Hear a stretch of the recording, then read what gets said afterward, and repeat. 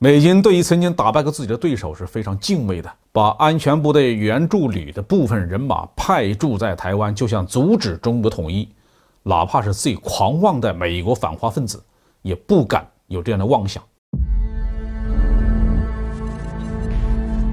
各位网友，大家好，欢迎来到报民说。这期话题我们说的是美国军队已经在台湾部署了1年了。这个话是说给谁听的呢？当前呢，台海的局势比较紧张，美军要不要出兵台海，这一直是舆论的焦点。就在这样一个敏感时刻，美国的《华尔街日报》7号爆料说，一支大约24人的美国特种作战部队以及海军陆战队一直在台湾秘密活动，而且已经待了1年了。这件事引发了一场媒体风暴。难道美军已经把出兵台海落到实处了吗？美军协防台湾进台湾一定会引发战争，所以美军派去台湾的并不是作战部队，而是所谓的安全部队援助旅，主要任务是为所在国或者是所在地区的部队提供军事训练，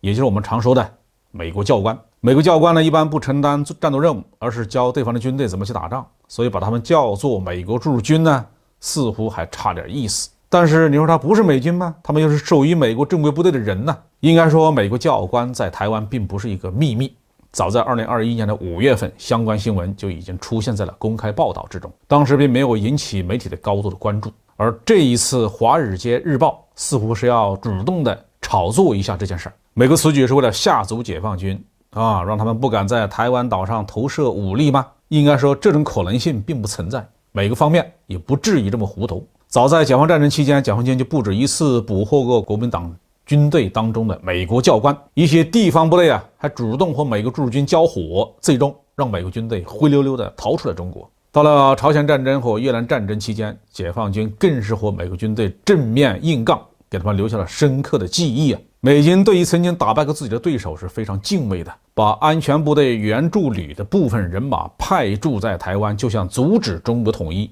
哪怕是最狂妄的美国反华分子，也不敢有这样的妄想。既然如此，美国媒体为什么又要炒作安全部队援助旅在台湾这种事情呢？是看热闹的不怕事儿大呢，还是怕火烧的不旺呢？任何一个国家的外交部都是为内政服务的。我们在前面几期节目里面就曾经说过，在美国国内支持武力介入台湾的人是相当不少，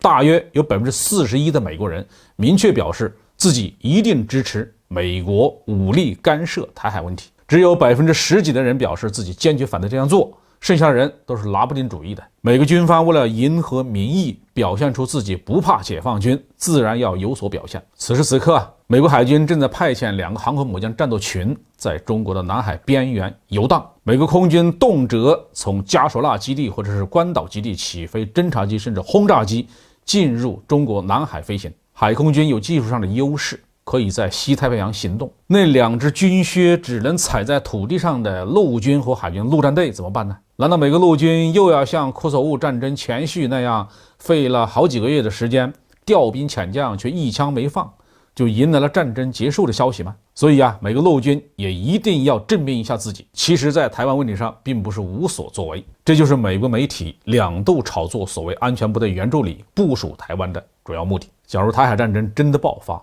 这个国际合作会对我们的统一大业造成什么麻烦吗？完全不用担心。解放战争的结果就证明了，无论美国军事援助还是美国军事教官，都没有办法把国民党的军队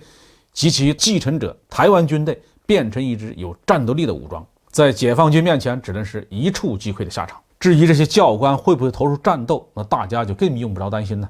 在金门炮战期间，解放军的大炮一响，护航的美国舰队挑头就跑，气得国民党军破口大骂。相信当解放军登上台湾岛，在地下工事或者是山洞里把这些美国教官找出来的时候，他们会立刻亮明身份，表示自己是非战斗人员，并且要求第一时间离开台湾，回到他们美国的家里。至于为台独分子死战到底这种事情，他们是绝对不会做的。好，这句话题就说到这里。